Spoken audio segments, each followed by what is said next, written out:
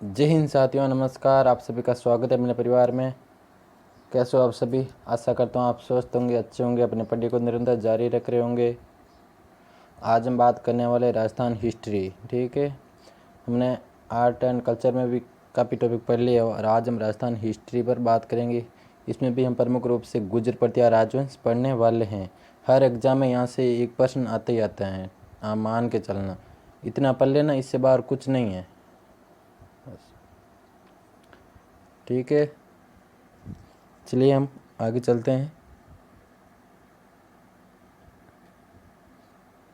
अगला कौन सा? गुर्जर प्रतिहार राजवंश। गुर्जर प्रतिहार के राजवंश में मतलब किसने कौन सा सिद्धांत दिया था या किस विद्वान ने कौन सा सिद्धांत दिया था, वो भी हम पढ़ने वाले हैं। ये गुर्जर प्रतिहार कैसे कहला, ये भी हम पढ़ने वाले हैं। आप बस अंत तक बने रहना। ठीक है, चलिए आगे चलते हैं हम। एक मिनट, बिल्कुल, चलिए चलते हैं। यहाँ पर क्या है? गुजरात। कौन सा प्रदेश यहाँ पर? गुजरात। ठीक है, कौन सा है? गुजरात। ठीक है, तो ये कौन सा प्रदेश होगा? ये प्राचीन काल में क्या कहलाता था? गुर्जरात्रा प्रदेश। कौन सा प्रदेश? गुर्जरात्रा प्रदेश। ठीक है, ये आपको नोट करके रखना है साथ में। ठीक है, यहाँ पर कौन सी जाति निवास करती थी? यहाँ पर प्रतिहार निवास करते थे। ठीक है, कौन करते थे? प्रतिहार। प्रतिहार का क्या अर्थ होता है? प्रतिहार का अर्थ होता है द्वारपाल। क्या होता है?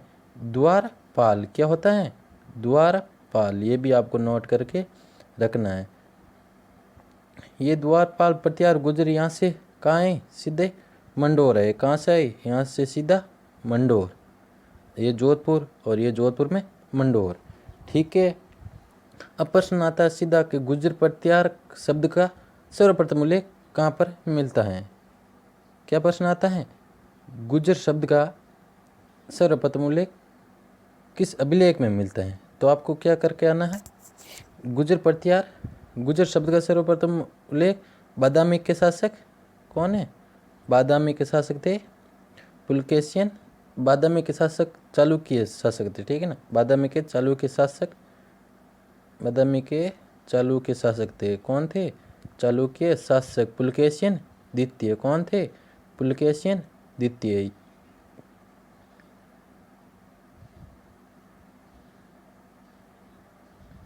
आप तो बस अंत तक बने रहना, यहाँ से हर एग्जाम में एक दो प्रश्न आते ही आता है। ठीक है, पुलकेशियन द्वितीय। ठीक है, इनके समय का एक अभिलेख है, वो कौन सा है वो भी आप एक बार देख लीजिए।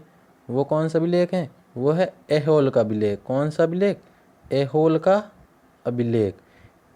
ठीक है, इस अभिलेख में सर्वप्रथम किस शब्द का उल्लेख मिलता है? इस अभिलेख में सर्वप्रथम गुर्जर शब्द का उल्लेख मिलता है। कौन सा अभिलेख? ऐहोल अभिलेख। ये आपको नोट करके रखना है, एग्जाम में सीधा प्रश्न आ सकता है। ठीक है, ये आपको नोट करके रखना है, सीधा प्रश्न यहीं से आएगा। तो यहाँ पर था गुजरात। गुजरात से प्रतिहार कहाँ है? मंडोर। कहाँ है? मंडोर। और मंडोर में अपनी शाखा स्थापित कर ली। किसने कर ली थी? वो हम आगे पढ़ने वाले। ठीक है, चलिए आगे चलते हैं हम। आशा करता हूँ आपको समझ में आ गया होगा।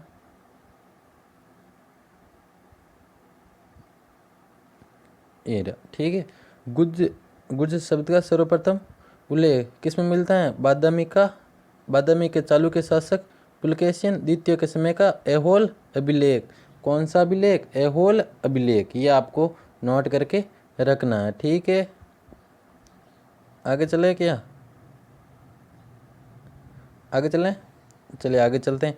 अगले हमारे गुर्जर प्रतिहार वंश की कुल देवी कौन सी है? वो कौन सी है? चामुंडा देवी। कौन सी देवी? चामुंडा देवी या चामुंडा देवी, हम कुछ भी कह सकते। ठीक है, चलिए आगे चलते हैं हम।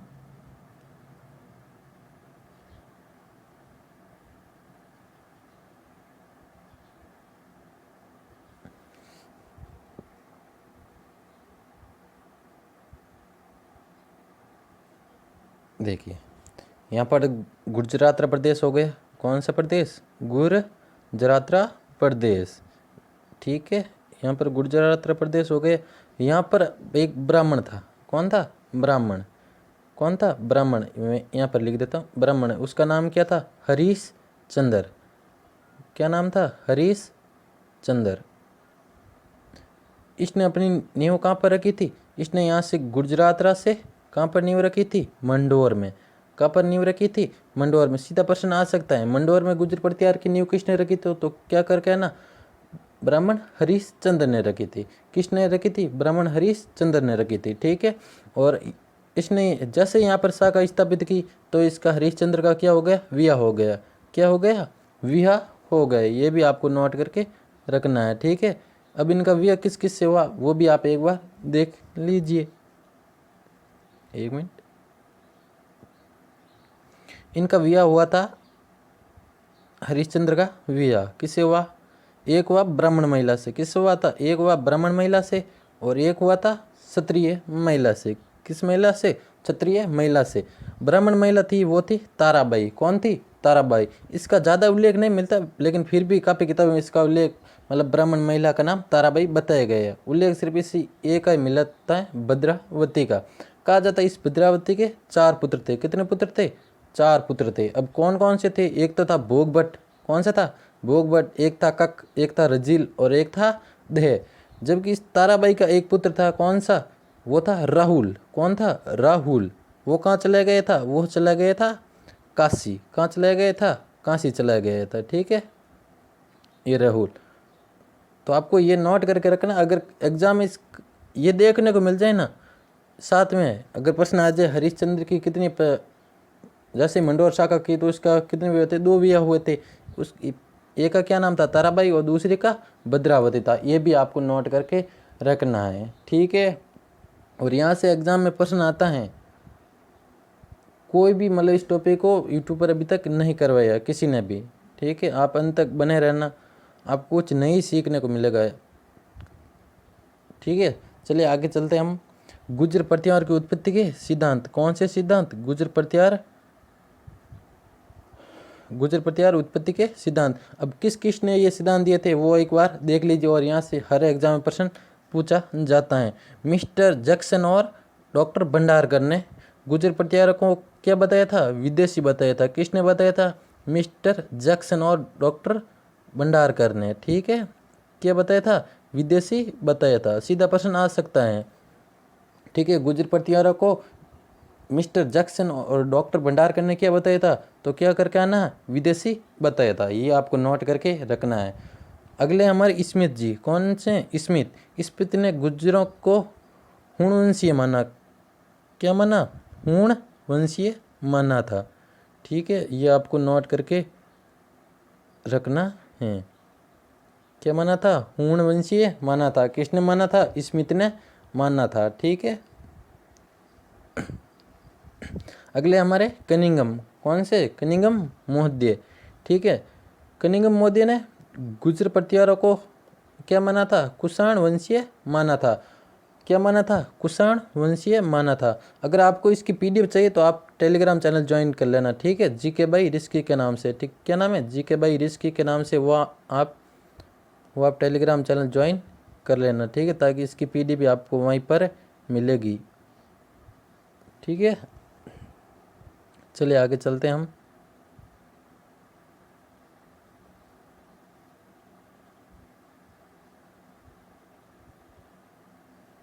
चलिए आगे चलते हैं हम।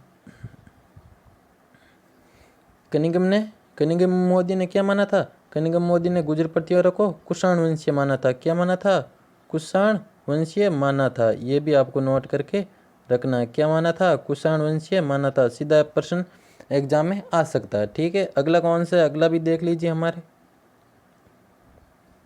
अगले हमारे डॉक्टर गौरीशंकर हीराचंद ओझा, हेवेनसांग चीनी यात्री था हेवेनसांग। इनने गुर्जर प्रतिहारों को क्या माना था? इन्होंने गुर्जर प्रतिहारों को क्षत्रिय माना था। क्या माना था? क्षत्रिय माना था। जब किसने माना था?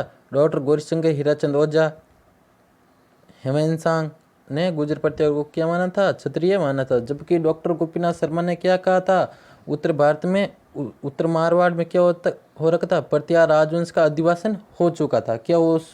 क्या हो चुका था, अधिवासन हो चुका था। किसका हो चुका था, तो वो हो चुका था गुर्जर प्रतिहारों का। ये मत किसने दिया था, ये डॉक्टर गोपीनाथ शर्मा ने दिया था। ठीक है, और ऐसे भी कहा जाता था कि उस समय मतलब ये राजस्थान है ना, ये कोई राज्य या प्रांत की कोई इकाई नहीं था। ठीक है, ये राजस्थान ना ये सीधा भाग क्या कहलाता था, ये गुजरात कहलाता था। ये भी आपको नोट करके रखना। इसलिए ये प्रदेश कौन सा कहलाए, गुजरात प्रदेश कहलाता है। वो ये मत किसके अनुसार, ये डॉक्टर गोपीनाथ शर्मा के अनुसार है। जबकि डॉक्टर गौरी सिंह हीराचंद ओझा और हमें सांग ने गुर्जर प्रतिहार को क्या कहा था, वो कहा था क्षत्रिय। ये आपको नोट करके रखना है। ठीक है, चलिए आगे चलते हैं हम। एक मिनट, इसको मैं वापस मिटा देता हूँ, आपको दिखेगा नहीं वरना बाद में। चलिए अब हम आगे चलते हैं। अगले कौन से हमारे मत है, अगले हमारे राजस्थान इतिहास के पिता कर्नल जेम्स टॉड, इन्होंने क्या कहा था वो भी एक बार देख लीजिए। हर विद्वान ने अपना अपना मत दिया था। किसी ने कहा गुर्जर प्रतिहार क्षत्रिय है, किसी ने कहा अग्निकुंड से हुआ था, किसी ने कहा लक्ष्मण के वंशज है। देख लीजिए आप, कर्नल जेम्स टॉड ने गुर्जर प्रतिहार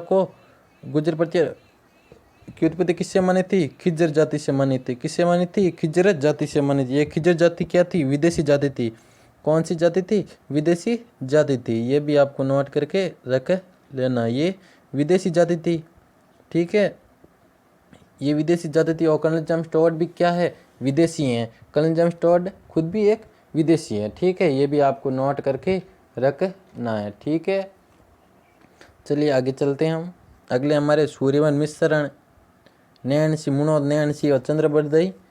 ये डबल हो गया, आप यहाँ से कट कर देना इसको। ठीक है, सूर्यवन मिश्रण, चंद्रबरदई और नैणसी ने गुर्जर प्रतिहारों की उत्पत्ति किससे मानी है, अग्निकुंड से मानी है। सीधा एग्जाम में प्रश्न आ सकता है, अग्निकुंड गुर्जर प्रतिहारों की उत्पत्ति से संबंधित अग्निकुंड का मत किसने दिया था, किसने दिया था, सूर्यवन मिश्रण, चंद्रबरदई और नैणसी ने दिया था। प्रश्न कैसे भी आ सकता है घूम फिर कर, बस आपको दिमाग में रखना है। ठीक है,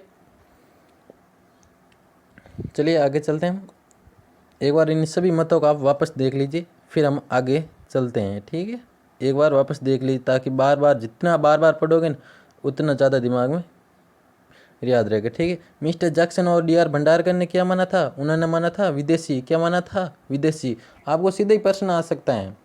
ठीक है, मिस्टर जैक्सन और भंडारकर ने क्या माना था, तो क्या कर क्या ना, विदेशी। स्मिथ ने क्या माना था, हूण। घर जाकर एक बार देख लेना वापस। ठीक है, और कनिंगम ने कैसे कुषाणवंशीय। क्या हो जाएगा, कैसे कनिंगम कैसे कुषाणवंशीय। डॉक्टर गौरीशंकर हीराचंद ओझा और हेमंत सांग ने क्या माना था, वो माना था क्षत्रिय। हेमंत सांग की पुस्तक कौन सी थी, वह CU की। कौन सी है, CU की। ये आपको नोट करके रखना है, सीधा प्रश्न आ सकता है एग्जाम में। ठीक है, ये आपको नोट करके रखना है।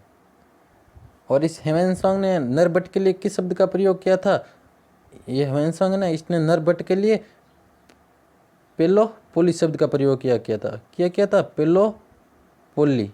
ठीक है, ये आपको नोट करके रख लेना है साथ में। देखिए अगले कौन से हमारे वापस अगले हैं, कर्नल जेम्स टॉड। कौन से टॉड, कर्नल जेम्स टॉड। इन्होंने गुर्जर प्रतिहारों की उत्पत्ति किससे मानी थी, खिज्जर जाति से मानी थी। कर्नल जेम्स स्वयं क्या है, विदेशी हैं, जिन्हें क्या कहते हैं, घोड़े वाला बाबा भी कहते हैं। इन्होंने इस मानमोरी अभिलेख को कहाँ पर फेंकवा दिया, समुद्र में फेंकवा दिया। क्योंकि मानमोरी अभिलेख क्या था, जहाज से जा रहे थे और वो क्या था, भारी था, इसलिए इन्होंने उस मानमोरी अभिलेख को कहाँ पर फेंकवा दिया, समुद्र में फेंकवा दिया।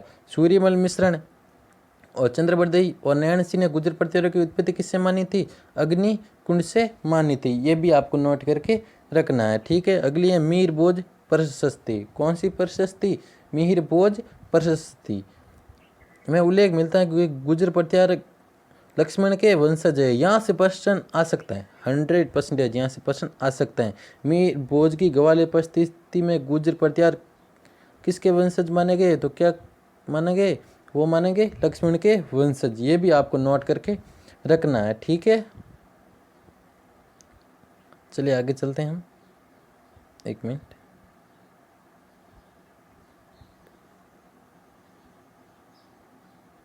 आशा करता हूँ आपको समझ में तो आ रहा होगा।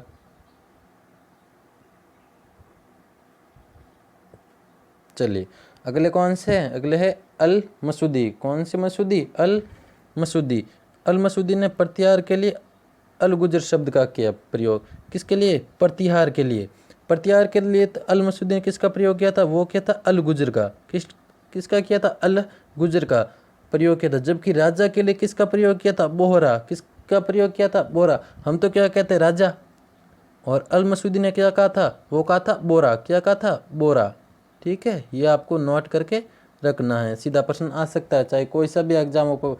ठीक है, और इस टॉपिक को लगभग, क्योंकि ये टॉपिक इतना हार्ड है, इसको हम पढ़ते हैं ना तो भी फिर भी बार बार भूल जाते हैं, इसलिए इस टॉपिक को दिन में 1-2 बार देख लेना वापस, कौन सा प्रश्न कहाँ से उठा, कैसे उठा, वो आप सब देखा करो एक बार दिन में। ठीक है, अगले हमारे नैन्सी। कौन से? मुनोत नैन्सी। मुनोत नैन्सी ने प्रतिहारों की कितनी शाखा बताई थी? 6 शाखा बताई थी। किसने बताई?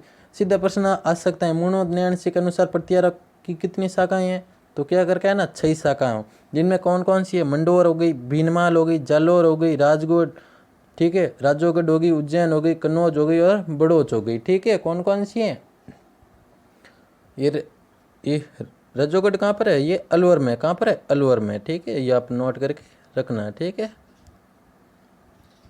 अलवर में। ठीक है, कौन कौन सी है? मंडोर हो गई, भीनमाल हो गई, जालोर हो गई, राजोगढ़ हो गई और उज्जैन और कन्नौज और बड़ौच। ठीक है, ये आपको नोट करके रखनी है। ठीक है, गुर्जर प्रतिहारों की सबसे प्राचीन शाखा कौन सी है? मंडोर। कौन सी है? सबसे प्राचीन शाखा कौन सी है? मंडोर शाखा है। ठीक है, ये भी आपको नोट करके रखना है। ठीक है, आगे चले। कहा जाता मंडोर में हरिश्चंद्र ने कब 560 ईस्वी में प्रतिहार वंश की क्या रखी थी? नींव रखी थी। कहाँ पर रखी थी? मंडोर में। कब रखी थी? 560 ईस्वी में रखी थी। ये भी आपको नोट करके रखना है। वैसे तो मंडोर में तो बाद में रखी, लेकिन इससे पहले भी मतलब इन्होंने रख दी थी। ठीक है, 600 या 20 ईस्वी के लगभग है। ठीक है, और हरिश्चंद्र के बाद वंशावली है ना, वो 660 ईस्वी के, सॉरी 560 ईस्वी के बाद शुरू होती है, और नींव कब रखी थी? वो रखी 620 ईस्वी में। ठीक है, ये आपको नोट करके रख रहना। इस हरिश्चंद्र को और क्या कहा जाता है? हरिश्चंद्र को रोहिलाद्री क्या कहा जाता? क्या कहा जाता? रोहिलाद्री कहा जाता था। चलिए आगे चलते हैं हम। अगले हमारे कुछ फैक्ट है वो आपको मैं बता देता हूँ। अब गुर्जर प्रतिहारों की शाखा, क्या? गुर्जर प्रतिहारों की शाखा, ये गुर्जर प्रतिहार हो गई। गुर्जर प्रतिहार, कौन से हार? प्रतिहार। इनकी शाखा कौन सी है? इनकी शाखा हैं 2। एक कौन सी है? एक हो गई भीनमाल, एक हो गई मंडोर। कौन कौन सी है? मंडोर और भीनमाल। ये भीनमाल कहाँ पर है? जालोर में। कहाँ पर है? जालोर में। चलिए आगे चलते हैं, देखते क्या हुआ। ये भीनमाल है, यहाँ पर कौन से हो गए? हरीश चंद्र। कौन हो गए? हरीश चंद्र। ठीक है, हरीश चंद्र, जिसे क्या कहा जाता? जिसे कहा जाता रोही लाद्री। क्या कहा जाता? रोही लाद्री। इसमें काफ़ी किताबें मतलब अलग अलग मिलता है, किसी में कहा गया है वो क्या कहते हैं रोही लाद्रा, और किसी में रोही लाद्री कहा गया। तो आपको सही कौन सा मानना है? रोही लाद्री। और बीनमाल में कौन हो गए? बीनमाल में हो गए नागभट्ट प्रथम। कौन हो गए? नागभट्ट प्रथम। अब ज़्यादातर विद्यार्थी इसमें कन्फ्यूज हो जाते हैं कि नागभट्ट मंडोर में था या भीनमाल में था। तो ये नागभट्ट है ना, ये भीनमाल में भी था और मंडोर में भी था। ठीक है, नागभट्ट प्रथम,